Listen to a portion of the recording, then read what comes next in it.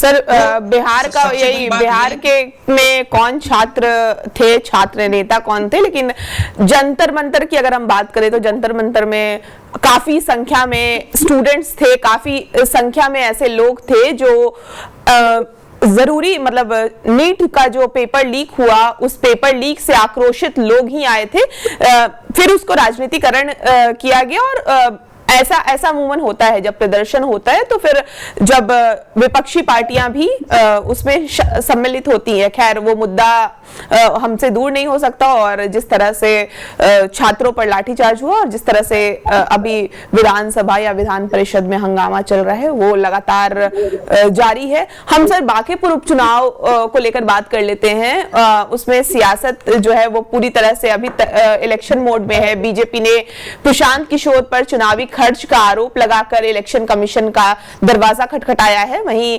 IT raid और police action को लेकर जनसुराज सरकार पर दबाव बनाने का आरोप लगा रही है। चुनाव से ठीक पहले हुई इन कार्रवाइयों की टाइमिंग पर जरूर सवाल उठ रहे हैं, तो क्या इसका असर जो है वो वोटिंग पर पड़ेगा बांकीपुर में? क्या चुनाव से पहले कार्रवाई जो है वो संयोग तो महज नहीं हो सकती क्योंकि जिस तरह से इलेक्शन कमीशन जांच कर रही है, और क्या जांच एजेंसियों की कार्रवाई बांकीपुर का चुनावी माहौल बदल देगी? छात्र आंदोलन और एंटी इनकम्बेंसी का जिस तरह से फायदा क्या प्रशांत किशोर को बांकीपुर में मिलेगा? देखिए, बांकीपुर उपचुनाव में जिस तरीके से प्रशांत किशोर पे अधिक खर्च का आरोप लगाया गया, बाद में उनके कार्यालय पे और जिस वो होटल में ज्यादा उस समय गुजार रहे हैं वो होटल भी उनके पार्टी के पदाधिकारी का है, उस पे आईटी का एक रेड भी हुआ है। तो इस कार्रवाई से आम लोगों में एक संदेश गया है कि प्रशांत किशोर अब कड़े मुकाबले की स्थिति में आ चुके हैं। चुनाव जब शुरुआती दिनों की हम बात करें तो जिस समय आरजेडी की रेखा गुप्ता भी थी, नॉमिनेशन की थी, उस समय माना जाता था कि क्या प्रशांत किशोर दूसरी स्थिति में आएंगे, क्या वो रेखा गुप्ता से ज्यादा वोट ला पाएंगे। लेकिन जैसे जैसे समय बीतता गया और आरजेडी की जो स्थिति रही, जिस तरीके से उदासीन तरीके से आरजेडी की उम्मीदवार रेखा गुप्ता का चुनाव प्रचार है, तेजस्वी यादव जो उनके अध्यक्ष हैं, नहीं अध्यक्ष मतलब जो बड़े नेता हैं, सीनियर नेता हैं, वो जिस तरीके से चुनाव से गायब हैं, तो एक मैसेज भी जा रहा है कि क्या रेखा गुप्ता वाकई में एक डमी कैंडिडेट की तरह या एक खाना पूर्ति आरजेडी कोटे से खाना पूर्ति करने के लिए वो चुनाव मैदान में है। तो उसका भी एक लाभ प्रशांत किशोर को मिला है और बीजेपी की जो रणनीतियां रही इस चुनाव में उसका भी लाभ प्रशांत किशोर को मिल रहा है।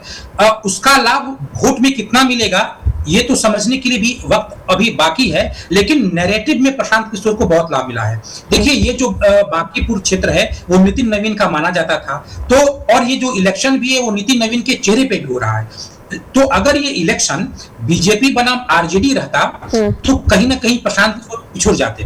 और ये जो बीजेपी बनाम आरजेडी का जो नैरेटिव है वो अगर आम लोगों की नजरों में ये आरजेडी बनाम बीजेपी रहे तो प्रशांत किशोर पिछड़ जाएंगे। लेकिन बीजेपी ने जिस तरीके से रणनीतियां अपनाई हैं उससे ये नैरेटिव बीजेपी बनाम जनसुराज हो गया है। एक तो सबसे बड़ी बात यह है कि बीजेपी ने अपने 40 स्टार प्रचारकों की सूची जारी की। अब उसमें बिहार बीजेपी के सभी बड़े नेता हैं, सभी कद्दावर नेता हैं।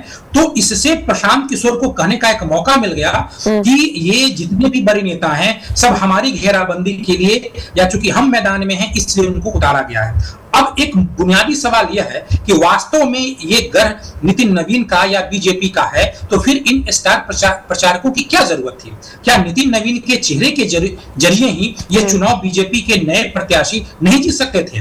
तो उनका बीजेपी का एक डिजाइन है कि उन्होंने स्टार प्रचारकों की सूची जारी की। अगर वो चाहती तो अघोषित तरीके से भी इन नेताओं को क्षेत्रों में घुमा सकती थी। अब उनमें से कुछ नेता 4-5 नेता नहीं आए तो उनसे सवाल पूछा गया, उनको नितिन नवीन के जरिए नोटिस जारी किया गया। ये बात भी मीडिया में आई, इस बात को भी प्रशांत किशोर बखूबी बुना रहे हैं। तो एक तो स्टार प्रचारकों का उपयोग जो है वो बीजेपी से ज्यादा प्रशांत किशोर कर रहे हैं। दूसरी बात है कि उनके कई ऐसे बड़े नेता हैं जिनको लेकर के जनता में मूल रूप से नाराजगी ही है, स्वाभाविक नाराजगी है। जैसे उसमें पटना के बड़े नेता रविशंकर हैं जो सांसद भी हैं, उनको लेकर के उनके क्षेत्र के लोग नाराज हैं। जब वो घूमने जाते हैं तो लोग उनसे और नाराज होते हैं, उनसे तीखा सवाल पूछ देते हैं। तो इससे कहीं ना कहीं बीजेपी का जो मिजाज है वो बिगड़ रहा है। इसके अतिरिक्त बीजेपी जिस तरीके से प्रशांत किशोर की पार्टी को तोड़ी, प्रशांत किशोर के उन लोगों को बीजेपी अपने पार्टी में मिलाई है जो विधानसभा चुनाव में जमानत भी नहीं बचा पाए थे। यानी उनके आने से बीजेपी को कोई फायदा तो नहीं होगा, वोटों का तो कोई फायदा नहीं होगा, लेकिन आम लोगों में एक मैसेज चला गया कि आखिर कुछ ना कुछ तो प्रशांत किशोर में ताकत थी, तब जाके बीजेपी उनकी पार्टी को तोड़ी है। तो इस तरीके से अब बीजेपी जिस तरीके से प्रशांत किशोर को ट्रीट कर रही है, मुझे लगता है कि वो प्रशांत किशोर को एक अवसर दे रही है अपनी बात लोगों में कहने के लिए। उधर प्रशांत किशोर जो है वो उनकी अपनी शैली है, प्रचार की शैली है, वो कर ही रहे हैं। ऊपर से जिस तरीके से छात्र आंदोलन हो रहा है तो ये तो एक आम लोगों का गुस्सा है। देखिए प्रशांत किशोर कई मुद्दों पे काम कर रहे हैं। उनका एक मुद्दा ये है, जो सबसे बड़ा मुद्दा है, वो इस चुनाव को सम्राट चौधरी का जनमत संग्रह बता रहे हैं, लेकिन इसपे भी राजनीतिक, इसपे भी जातिगत रंग चढ़ा हुआ है। आप सम्राट चौधरी की आलोचना कर रहे हैं, इससे अग्रणी जाति भले ही खुश हो जाए, लेकिन जो पिछड़ी जातियां हैं उनको लगता है कि चूंकि उनकी जाति का कोई मुख्यमंत्री बना इसलिए उन पे प्रहार हो रहा है। तो वो भी मुद्दा जाति के रंग से बाहर नहीं निकल पाया। भरत तिवारी फर्जी इनकाउंटर मसला, ये तो बिहार में एक अजीब किस्म का इस पे जाति का जो एक आवरण है वो पहले से ही चढ़ चुका है।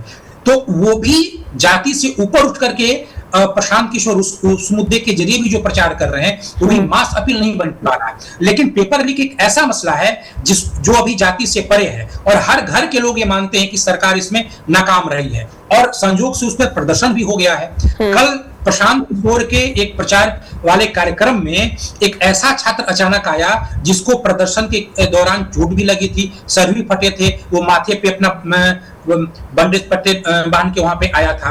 तो इसका एक प्रभाव तो पड़ता ही है। दूसरी बात है कि ये प्रदर्शन अगर कायम रहा तो आप कल्पना कीजिए कि घर के बच्चे प्रदर्शन करें और वहां से वो पुलिस की डंडा खा के आए, तो आप कैसे ये सोच सकते हैं कि उनके घर के लोग जब ईवीएम के पास जाएंगे तो बीजेपी को वोट देंगे।